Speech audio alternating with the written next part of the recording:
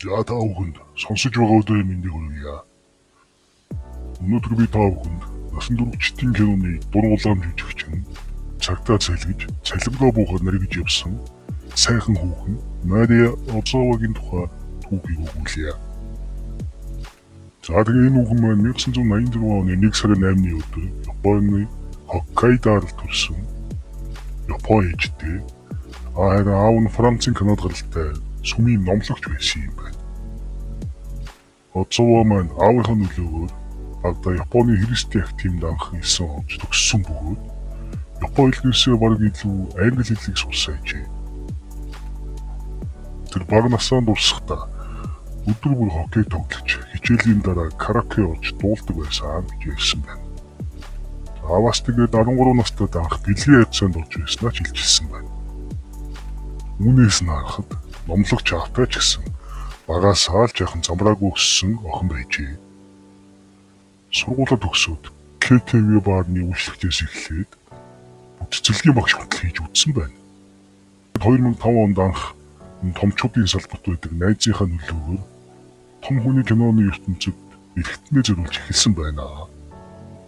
Оцова анхны Эви киноныхоо зураг авалтын үеэр маш их сандарч хамтран тоглогчийнхөө нүүрлэмж харж чадахгүй байснаа дурсан явдаг.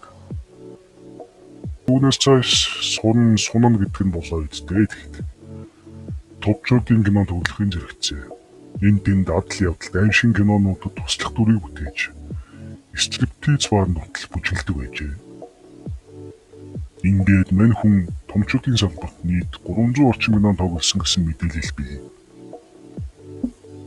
Хувийн амьдралын хувьд тэгээ хувийн амьдрал гэдэг нь бараг байхгүй дээ. Хар багасаа л нийт хэмж байсан юм чинь. 2017 онд Филиппиний нэгэн тоглогч Хосе Сарасолотой болцож явуулдаж байгаа. 2021 онд салсан юм байна.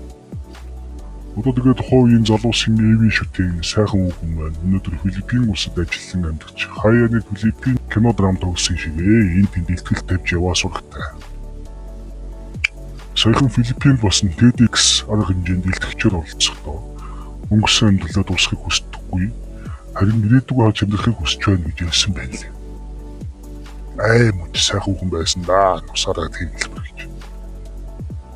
За тэгээд лайк саба дараад байвал мань нурамшаад шүү илүү сайхан амтын талаар ярина шүү. Тийм бас дараагийн дугаар тэний уралмаар байгаагаар комент хэсэгт үлдээгээрэй.